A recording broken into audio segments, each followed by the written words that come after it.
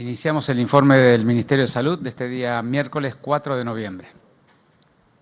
Hasta el día de hoy hemos confirmado 148.516 casos totales. Se han recuperado 125.328 personas. Lamentablemente han fallecido 5.236, lo que hace una tasa de letalidad para la Ciudad de Buenos Aires de 3.5%. Cuando uno ve la curva de la cantidad de casos por día, siempre ordenados por el día del hisopado, seguimos viendo la tendencia que venimos mostrando semana a semana, que la curva de la Ciudad de Buenos Aires está en un franco descenso de manera sistemática y sostenida, en valores actualmente de entre 400 y 500 casos por día. Cuando vemos este mismo dato como la media móvil de los últimos 7 días, se ve un fenómeno similar. Fíjense que prácticamente la velocidad del descenso incluso de las últimas 2 semanas ha sido un poquito mayor a lo que veníamos teniendo en las semanas previas. Hoy vamos a hacer una actualización, como les había prometido el otro día, una actualización un poco más de información epidemiológica para ver cómo estamos en general, sobre todo con la velocidad de progresión o de descenso de la curva y también con la infraestructura de camas y de testeo. Y luego vamos a hacer una presentación del test de cero prevalencia que completamos en estos días.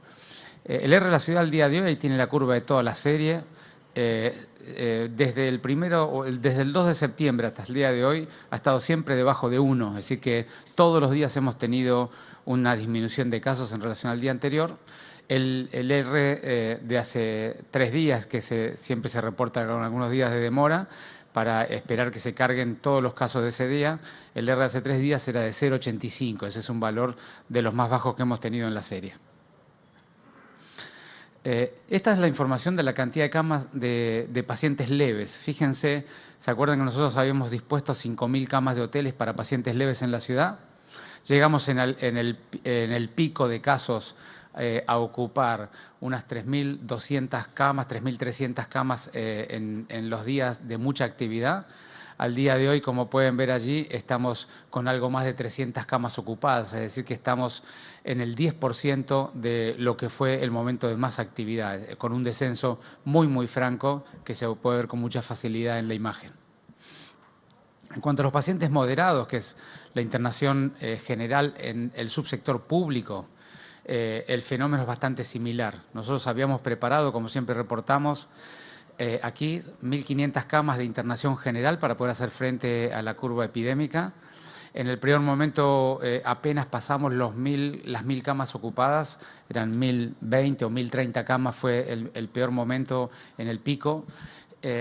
Y a partir de allí ha ido descendiendo sistemáticamente la ocupación de camas. Como ustedes pueden ver, al día de hoy tenemos algo más de 300 camas ocupadas, lo que significa más o menos, 279, claro, no, 279, lo que significa más o menos un 27% de lo que fue el pico, es decir, apenas una cuarta parte de lo que fue el peor momento de la actividad. La siguiente, voy a acompañar acá, si puedo dar el número con exactitud. El otro aspecto son las camas de terapia intensiva. En azul tienen los valores, los números de camas de terapia intensiva ocupados del subsector privado de la ciudad a lo largo de toda la serie. Y en rojo pueden ver el subsector público de la ciudad.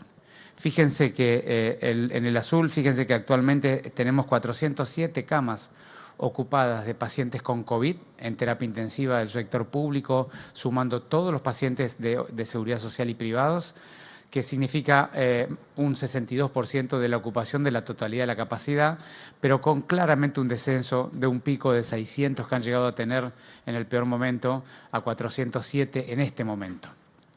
Y en el sector público se ve un fenómeno muy parecido. Nosotros llegamos a tener 307 en el peor momento de la serie de camas ocupadas de terapia intensiva sobre aquellas 450 que habíamos dispuesto. Y fíjense que al día de hoy estamos con 135 camas ocupadas alrededor de 80 de ellas ocupadas con pacientes con ventilación mecánica, es decir, que hemos descendido de 80 camas con respirador, número que no habíamos tenido o habíamos dejado de tener allá por el mes de mayo. Hay que irse hasta la serie de mayo para encontrar valores tan bajos de ocupación de cama críticas en el sector público. En términos de testeos, nosotros hemos alcanzado los 700.000 testeos. Como siempre, prácticamente el 60% de ellos se han hecho porteños.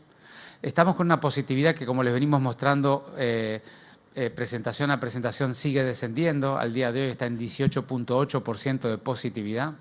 Y estamos con una tasa de test cada 100.000 habitantes de 13.495. Y fíjense lo que yo les decía, esta es la curva de positividad de la Ciudad de Buenos Aires desde principios de junio hasta esta parte. Fíjense que efectivamente la positividad de los test en la Ciudad de Buenos Aires desde el pico hacia acá ha ido descendiendo sistemáticamente y hoy estamos debajo del 20% hace varias semanas. Bueno, ahora les voy a presentar, hemos completado un trabajo de campo que básicamente ha sido dirigido y conducido por la Dirección de Estadísticas y Censos de la Ciudad de Buenos Aires, a quienes a todo el equipo les agradecemos profundamente el enorme esfuerzo y la profesionalidad que han puesto para hacer esta tarea. Lo que hemos hecho es un estudio de cero prevalencia de la ciudad.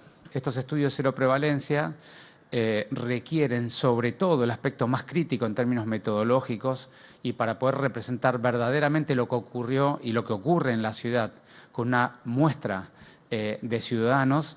Para poder saber lo que le ocurrió a todos los ciudadanos de la ciudad se requiere una estrategia de muestreo de alta calidad. Como bien dice allí, hemos hecho un muestreo polietápico estratificado por conglomerados, que es una metodología para hacer representación de este tipo de enfermedades en poblaciones distribuidas con las características demográficas y poblacionales nuestras, considerando una serie de variables que hacen a poder representar bien esta enfermedad, porque es una enfermedad que se distribuye de manera muy asimétrica en la población, y con un trabajo de campo enorme, de un enorme esfuerzo que, como dije, ha sido conducido por la Dirección de Estadísticas y Censos de la Ciudad de Buenos Aires, pero ha sido realizado por enfermeros, promotores, que nos han ayudado muchísimo en los barrios populares, encuestadores de Estadísticas y Censos también. Lo que hemos podido confirmar es que para segunda semana de septiembre, porque este trabajo representa la foto de la segunda semana de septiembre, nosotros habíamos tenido, el 10% de los porteños habían tenido la enfermedad. Si uno proyecta esa situación de segunda semana de septiembre al día de hoy, podemos confirmar que el 14% de los porteños al día de hoy han tenido la enfermedad. Ese es el valor actual de la cero prevalencia de la Ciudad de Buenos Aires. Ese es un primer resultado que para nosotros es muy importante para tener una idea no solamente de la magnitud, sino también cómo se ha distribuido la enfermedad en la ciudad y, por lo tanto, qué políticas públicas tenemos que intensificar o hacer, no solo para terminar de bajar la curva, sino sobre todo para poder comprender cuáles serían los mecanismos potenciales de un potencial rebrote y, por lo tanto, hacer políticas públicas para poder prevenir o mitigar esos rebrotes. Luego, en todo caso, vamos a retomar este aspecto. Pero el segundo resultado, que para nosotros es muy importante y tan elemental y esencial como el anterior, es que cuando uno relaciona la cantidad de personas confirmadas por PCR en la Ciudad de Buenos Aires con la cantidad de personas que efectivamente tuvieron la enfermedad por el estudio de cero prevalencia, la relación entre PCR y verdaderos enfermos de la ciudad da de 1 a 3. ¿Qué significa de 1 a 3? Que fuimos capaces, con la estrategia de investigación epidemiológica, que es un elemento esencial para poder ir a buscar los contactos y los potenciales personas contagiadas, con la estrategia de investigación epidemiológica, la combinación del rastreo logístico, la búsqueda de la persona y encontrarla, y la posibilidad del testeo, hacerle el test apropiado al momento apropiado, y luego el aislamiento digamos, en hoteles o en hospitales. Pero toda esta estrategia de investigación, rastreo y testeo, que es un conjunto y no se puede o no deberíamos analizarla independientemente porque el resultado de ese conjunto significa qué capacidad tuvo la ciudad para, dado una cantidad de enfermos que están en la ciudadanía, que no tienen síntomas, pero que están contagiando, qué capacidad tiene la ciudad de encontrarlos más allá de que no consulten. Y la verdad que la relación o la posibilidad que tuvo la ciudad fue de 1 a 3. Es una relación extremadamente eficiente, es decir, que ha tenido una enorme capacidad la estrategia de rastreo y testeo de la ciudad de poder encontrar apropiadamente bien en una proporción importante de personas enfermas, y lo vamos a ver ahora en algunas comparaciones. Fíjense, acá tenemos la comparación de la proporción de personas enfermas en la ciudad, es el rojo. Allí está con el valor de septiembre. Si uno quisiera hacerlo comparativo con las barras que están debajo de otras ciudades, habría que poner el valor actual, porque como bien dice al costado de la diapositiva, la mayoría de las ciudades han tomado el valor de cero prevalencia una vez que la curva terminó de bajar. En general, un mes después del pico, pero cuando la curva terminó de bajar. Como el pico de la ciudad de Buenos Aires, nosotros también lo hicimos un mes después del pico, pero como el pico de la ciudad de Buenos Aires fue más prolongado, una larga meseta de casos altos, nosotros hicimos el corte cuando todavía había muchos casos por día, por lo cual tenemos un valor un poco más bajo comparativamente con las otras ciudades. Pero en términos generales, uno lo que puede ver aquí es que la ciudad de Buenos Aires ha empezado o ha desandado la curva de una manera bastante completa o bastante avanzada, alcanzando cero prevalencias muy similares a la mayoría de las ciudades que testearon la cero prevalencia de manera correcta, que no son tantas, y aquí pusimos algunos ejemplos, ¿no? Fíjense que San Pablo completó su curva con el 11.4%, Ginebra con el 10.8% y Madrid con el 11.7%. Tal vez la única diferencia significativa sea Nueva York, que la completó con 22.7%, y hay algunos aspectos de Nueva York que se podrían considerar puntualmente, pero que no vienen al caso de esta conferencia de prensa. Así que como concepto general, la Ciudad de Buenos Aires ha completado su curva epidémica, alcanzando un grado de contagio en la ciudadanía muy similar a las diferentes ciudades del mundo, lo cual por supuesto significa que este valor significa que nos tenemos que seguir cuidando, porque varias de las ciudades que están allí, ustedes ya saben que luego de un tiempo y de pasado el verano han tenido rebrotes, con lo cual es muy importante considerar este aspecto. La próxima. El segundo resultado que yo les comentaba, fíjense comparativamente, la enorme mayoría de las ciudades del mundo tuvieron una relación entre los identificados por PCR y los verdaderos enfermos de 1 a 9, 1 a 10 o 1 a 11. San Pablo 1 a 12, Nueva York 1 a 10, Ginebra 1 a 11, Madrid 1 a 11 y nosotros tuvimos 1 a 3. Eso es un indicador preciso de nuestra capacidad y nuestra calidad de rastreo y testeo, como yo les decía, porque hemos sido capaces de encontrar mucho más personas, una proporción mucho más grande de personas en la ciudadanía que otras ciudades, y eso tiene que ver sin ninguna duda con la calidad de la investigación epidemiológica y con la implementación del detectar, y en eso el agradecimiento profundo a todo el Ministerio de Salud de la Nación del acompañamiento que nos hicieron durante todo este periodo, y un agradecimiento a la ciudadanía, a los trabajadores de la salud, a los promotores, a las organizaciones sociales, a la Iglesia, todas las fuerzas de la sociedad que fueron parte de esta metodología de construir espacios de confianza en los barrios y que la gente reporte rápidamente los síntomas o permita ser testeada, más allá de que no tenga ningún síntoma, porque todos sabíamos que el testeo a las personas apropiadas, y no a todo el mundo, sino a las personas apropiadas, era la forma correcta de poder identificar la enfermedad, que una vez identificada y aislada en los hoteles o en los hospitales, naturalmente ayuda rápidamente a bajar la curva. Gabriel. Gracias, Fernán. Continuando con el informe del dispositivo Detectar, hasta el momento se han testeado 135.704 personas, siendo positivas 31.411. Estamos en 28 centros de testeo de la ciudad y seguimos recomendando la posibilidad de que aquellas personas que tuvieron contacto con algún positivo se acerquen al 7º día a cualquiera de estos 28 sitios que pueden consultar en la página buenosaires.gov.ar/detectar con 3 horas de ayuna y le hacemos el testeo. Estas son las estrategias de aumento de testeos que posibilitaron parte de lo que comentaba recién Fernán. Continuamos con el informe de geriátricos. Gracias, Gabriel. Buenos días. Bueno, al día de la fecha hemos podido realizar en las instituciones, las residencias de adultos mayores privadas de la Ciudad de Buenos Aires, así como los hogares que son del gobierno de la ciudad, un total de 22.736 hisopados. Y en esto también, tanto como decía recién Gabriel, convocamos, invitamos a continuar comunicándonos inmediatamente frente a un caso confirmado para poder llevar adelante la estrategia que hace posible lo que comentaba Fernán recién al inicio. De este total de personas hisopadas hemos podido diagnosticar 5.312 casos positivos, de los cuales se han recuperado 4.220.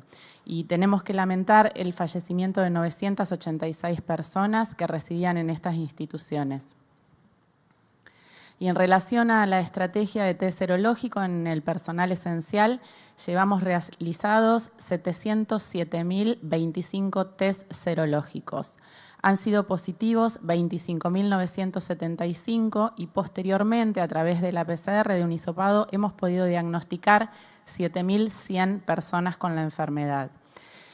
Finalmente, la tasa de test serológicos realizados cada 100.000 habitantes en la Ciudad de Buenos Aires asciende a 23.567. Muchas gracias. Buen día, ministro. Marcos Barroca, de Canal 13 de Todo Noticias. Preguntarle algunas evaluaciones con respecto a este trabajo de cero prevalencia. Fundamentalmente, si le parece poco o mucho que hoy estemos hablando de que el 14% de los porteños se hayan contagiado la enfermedad, ¿qué evaluación hacen de este número? Pensando a futuro en si es que nos llega aquí la ola de un rebrote, si es bueno o malo tener este porcentaje hoy por hoy en estos niveles. Y teniendo en cuenta también estos porcentajes, si en el gobierno de la ciudad se está pensando en aumentar o no el tema de los testeos. Si hoy por hoy sirve aumentar el tema de los testeos para tratar de ver si este número se modifica a futuro. O si estamos ante quizás la presencia o la suposición de que hay más porteños contagiados más allá de estos números, ¿no? Bueno, gracias, Marcos. No, primero, no hay más porteños contagiados más allá de estos números porque este es un estudio que representa a toda la población. De manera que este es el número exacto de los porteños contagiados. Empiezo por la segunda parte y es muy importante comprender, porque hay mucha gente que compara las tasas de testeos cada 100.000 o cada millón. Es muy importante comprender que eso no es un buen indicador, no es la mejor manera de representar la verdadera eficacia de la combinación de la estrategia de testeo, que es investigación, rastreo y testeo. ¿Por qué? Porque lo importante no es cuántos test haces, sino lo importante es qué capacidad tenés de encontrar en la ciudadanía el que está enfermo. Entonces, para encontrar el que está enfermo dentro de 3 millones de personas, los 500 enfermos del día, de nada sirve hacer a cualquier persona algún test. Lo importante es cómo elegís a quién se lo vas a hacer. Entonces, hay todo un procedimiento de investigación epidemiológica que lo que hace es estratifica el riesgo, es decir, busca a las personas de más riesgo de la ciudad en este día para estar enfermas. Y sobre esas personas aplicamos el test. Entonces, la combinación entre la estrategia de buscar a quién y hacer el test efectivamente en cantidad suficiente es lo que te da estos números tan positivos en términos de la relación o la eficacia del testeo. Si nosotros hiciéramos en muchas esquinas de la ciudad testeo gratuito para el que tenga ganas de pasar y testearse, seguramente haríamos mucho más tasa de test y no tendríamos ningún beneficio sanitario porque no estaríamos testeando a los que tienen posibilidad de tener la enfermedad. Entonces es muy importante, a veces hay países que han hecho campañas masivas de testeo con muy baja eficacia. Entonces, y ya viste los números, hay países o ciudades que yo te mostré con una relación de 1 a 9 o 1 a 10, que están dentro de la lista de los que han hecho una cantidad enorme de testeos. Sin embargo, la eficacia de ese testeo no fue buena, porque volvemos a insistir, no hay que evaluar la cantidad de test, sino la estrategia combinada de testeo. ¿Cuál es la calidad para seleccionar los casos o los candidatos? ¿Cuál es la capacidad de rastrearlos y encontrarlos efectivamente, que no es un tema menor? Y luego, ¿cuál es la cantidad que efectivamente haces? Por eso siempre insistí yo que lo que hay que evaluar es la relación entre las PCR positivas y los verdaderos seroconversión de la ciudadanía como método para evaluar el testeo de una ciudad, y por eso quisimos hacer este estudio para mostrar, al menos en la ciudad de Buenos Aires, cómo fue esta estrategia. Y después a tu primera pregunta, si es poco o mucho, en realidad no me gustaría contestártelo de esa manera. Yo te diría, los datos de cero prevalencia de la ciudad de Buenos Aires son los datos que habitualmente han tenido las grandes ciudades del mundo. Y nosotros siempre dijimos, esta es una enfermedad que utiliza como si fueran canales de contagio. En todo este periodo en la ciudad de Buenos Aires, los canales de contagio han sido básicamente los lugares de hacinamiento, como han sido los barrios populares, ha corrido por los lugares de mayor dificultad socioeconómica de nuestra ciudadanía, ha corrido por los lugares muy cerrados donde hay mucha gente, como son los geriátricos, ha corrido por los trabajadores esenciales, sobre todo trabajadores de la salud y otros trabajadores esenciales. Ese es el típico canal de esta enfermedad en la primera ola o en el principio, la primera parte de la enfermedad. Y el resto, como podrán ver en el estudio más completo, el resto de la ciudadanía ha tenido una menor tasa de enfermedad. Es una distribución bien asimétrica. Nosotros tenemos más de 40% de seropositivos en barrios populares y 4% de seropositivos en barrios más acomodados. Es decir, que la forma en que vivís es un marcador de riesgo de poderte enfermar, lo cual lo hemos dicho 1000 veces, pero acá lo podés cuantificar. Entonces, dado esta realidad, es muy importante no tomar promedios, porque es muy asimétrica la forma que se reparte en la sociedad. Entonces, lo que tenemos que saber es que hay una parte de la ciudadanía que ha sufrido mucho esta enfermedad y otra parte de la ciudadanía que no. Y eso significa que como comunidad aún no estamos protegidos. Como comunidad aún no estamos protegidos. La vacuna lo que va a hacer cuando la podamos tener el año que viene va a ser que si existiera una segunda ola de contagios, la gente más vulnerable, la gente que más podría enfermarse gravemente o fallecer, va a estar más protegida. Pero decididamente no va a evitar el contagio entre la gente que circule por la ciudad, con lo cual nosotros tenemos que seguir cuidándonos, por supuesto que siempre agregando las actividades y aprendiendo a cómo hacer prácticamente todo lo que hacíamos antes, pero ahora de una manera diferente. Y eso significa básicamente a partir de ahora trabajar en los supercontagios, lo hemos dicho acá varias veces. Trabajar sobre todo en los lugares cerrados, mal ventilados, donde hay mucha gente y donde la gente se queda mucho tiempo. Esa es la clave para transitar los meses que nos quedan, porque ese fue el motivo por el cual los rebrotes ocurrieron. Así que de nuestra mirada no hay que mirar a la cero prevalencia como una protección, tal cual vos me preguntabas, porque esta es una enfermedad muy asimétrica que va por diferentes canales de contagio dentro de la ciudad y nunca vas a alcanzar la inmunidad de rebaño en el corto plazo, en 1 año o en 2 años, con la infección natural. Necesitamos la vacuna para proteger a los más vulnerables y luego necesitamos todavía por un tiempo aprender a retomar nuestras actividades habituales de una manera diferente, siempre usando el barbijo, siempre manteniendo la distancia y sobre todo evitando los lugares supercontagiadores. Buenos días, ministro. Marcelo de Leo, Radio La Red. Voy por el camino también del colega sobre este estudio. ¿Está previsto que este estudio se realice nuevamente en otra etapa de la enfermedad el año que viene, antes o después de una posible vacunación? Eso por un lado. Y después también quiero preguntarle, hablábamos días atrás, usted nos contaba de las diferentes características biológicas de cada una de las vacunas que están en estudio, y teniendo en cuenta que estamos hablando de la vacuna rusa y de la vacuna de AstraZeneca, ¿qué diferencias tienen, no ya en lo biológico, pero sí en las estrategias de vacunación que pueda tener en la ciudad de Buenos Aires? ¿Qué diferencias técnicas tienen para vacunar en caso de que se vacune con una o con otra.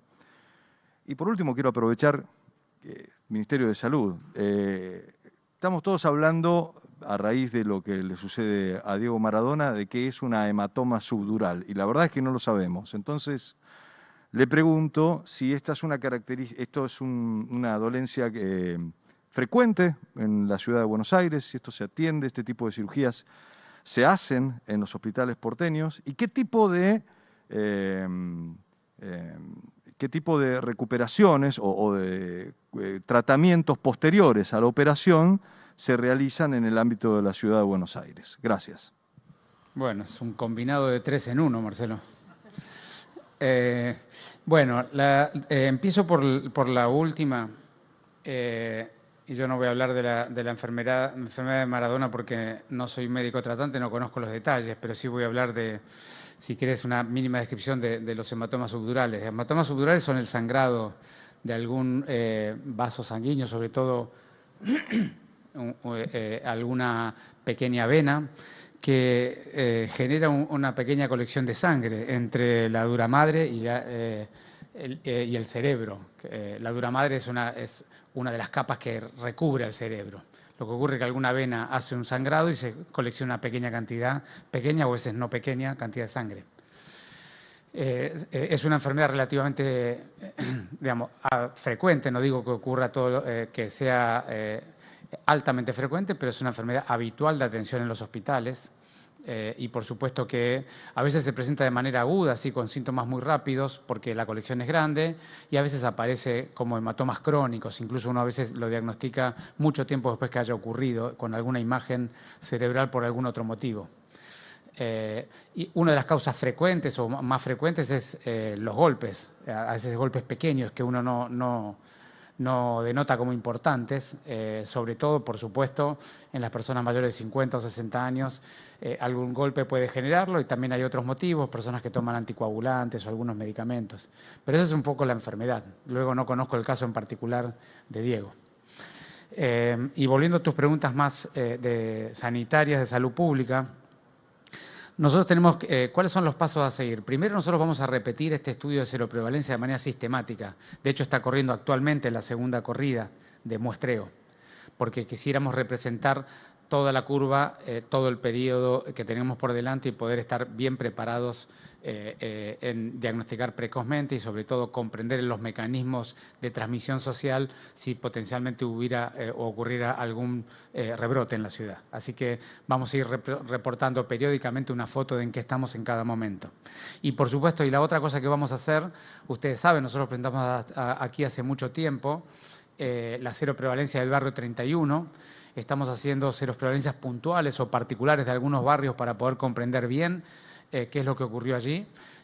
Y sobre todo en la 31 hemos acordado con el profesor Hefner, con diferentes científicos del CONICET que nos acompañan con estos estudios, de hacer un segundo corte en el barrio 31 para las personas que ya habíamos testeado hace un par de meses, para poder reportar la verdadera sostenibilidad de los anticuerpos. Vamos a ir nuevamente a reportar 3 meses después para tener una proporción de mantenimiento o pérdida de los anticuerpos, de la inmunidad de las personas del barrio 31, para poder saber bien cómo se comporta esta enfermedad en el terreno efectivo. Y luego me habías preguntado por las vacunas. Digamos, las 2 vacunas que vos nombraste, la de AstraZeneca y la Sputnik 5, son 2 vacunas que usan como carrier, como transportador del ARN que codifica la proteína de espiga a un adenovirus. Lo que se hace es, sobre un virus determinado, se coloca el código genético para producir la proteína de la espiga, que es la proteína sobre la cual los anticuerpos nuestros reaccionan y nos dan inmunidad.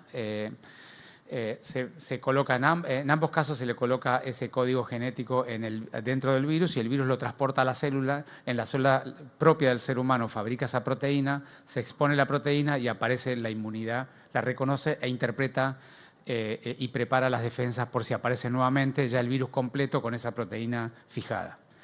La diferencia es que cada uno de ellos usa un transportador adenovirus diferente. La de AstraZeneca usa un adenovirus de chimpancé.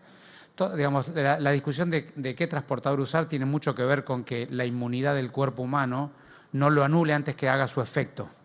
Entonces, AstraZeneca ha tomado la decisión de tomar un adenovirus de chimpancé, que los humanos no tenemos inmunidad previa, pero que no nos produce enfermedad, de tal manera de que pueda llegar fácilmente a las células y fabricar la proteína. Y la Sputnik 5 ha tenido una estrategia de 2 adenovirus humanos diferentes para que la segunda dosis de vacuna no se encuentre con la inmunidad del cuerpo que no le permita hacer su efecto. Son diferentes metodologías, pero finalmente ambos usan carriers, uno un adenovirus que no es humano y la otra un adenovirus dos adenovirus diferentes en la dosis 1 y en la dosis 2 que sí son humanos. Ministro, buenos días. Nicolás Gallardo de CNN Radio. Usted señaló que la curva de contagios se ha completado en la ciudad. Aprovechando que faltan pocos días para una posible continuidad del aislamiento, ¿qué reaperturas prevé la ciudad? Por un lado, acerca de si va a haber más espacios cerrados contemplados, pienso en teatros, en la antesala de la temporada, pienso en deporte de contacto, fútbol, básquet, y podemos seguir enumerando. Y a su vez le quiero preguntar sobre las fiestas clandestinas que ocurren en todo el país, que se están realizando y que van en aumento. ¿Lo punitivo va a seguir siendo importante o puede haber alguna forma de regularlo, tal como hicieron con los bares y otras actividades? Gracias. Bueno, en cuanto a las aperturas, nosotros lo que creemos que, dada la evolución epidemiológica de la ciudad, tenemos que empezar a trabajar fuertemente en mitigar o prevenir o evitar el rebrote en la ciudad de Buenos Aires. Y por lo tanto vamos a trabajar intensamente en las cuestiones que se vinculan a los supercontagios. Esto ya lo hemos dialogado muchas veces y no lo voy a volver a explicar. De manera que vamos a trabajar intensamente, sobre todo para evitar al máximo los lugares cerrados, donde haya mucha gente en lugares mal ventilados y que estén mucho tiempo.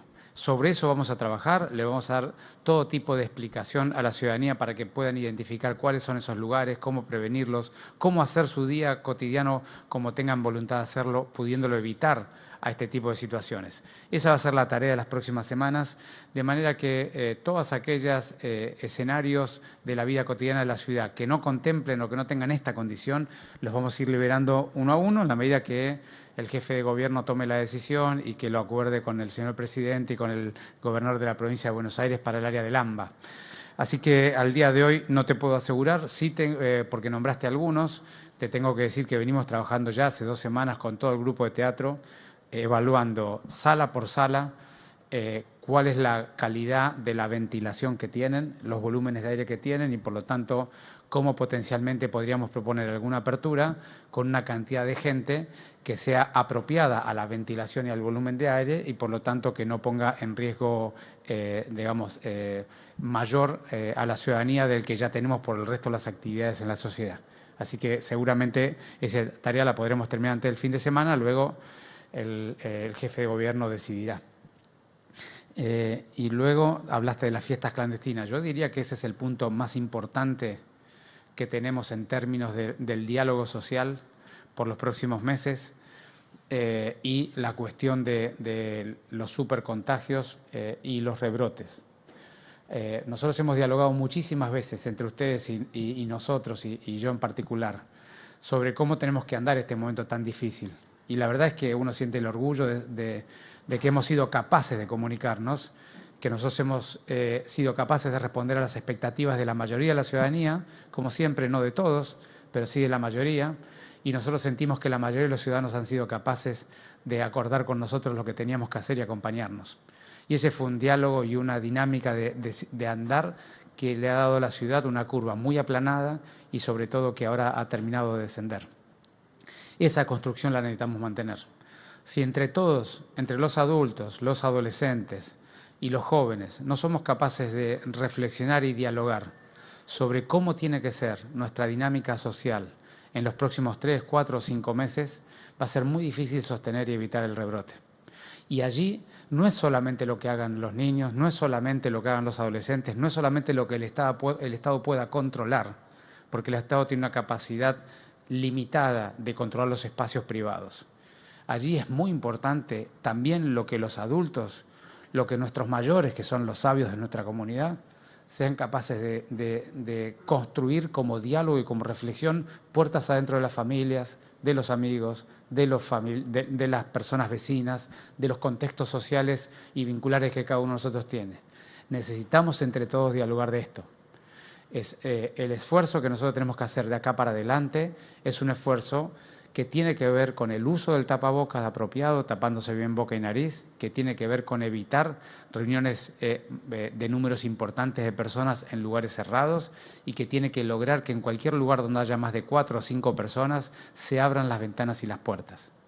Y las fiestas clandestinas son el lugar donde no podemos estar, no debemos estar, nos hace mal que estemos. Por supuesto que hay mucha gente que considera que eso no es importante, que lo que yo estoy diciendo no vale la pena o que ya no tiene sentido. Y es razonable porque somos 3 millones de personas tomando criterios y opinando. Pero todos nosotros tenemos gente con la cual dialogar. Y esto no se va a lograr imponiendo la fuerza o controlando, se va a lograr, como siempre lo hemos dicho, dialogando, reflexionando y tomando conciencia de lo que está pasando. Así que yo allí confío plenamente en todos nosotros como ciudadanos, en nuestra capacidad de trabajar, incluso con el dolor y el costo que tiene para nosotros como padres, de dialogar eso con adolescentes o jóvenes que no tienen voluntad de dialogar sobre estas cuestiones. Pero yo creo que allí se juega buena parte de nuestra capacidad de pasar este momento de la mejor manera posible y de ser una sociedad que además construye espacios de diálogo y de reflexión sobre aspectos que son relevantes, no solo para las personas en sí, sino para todos nosotros. Muchas gracias.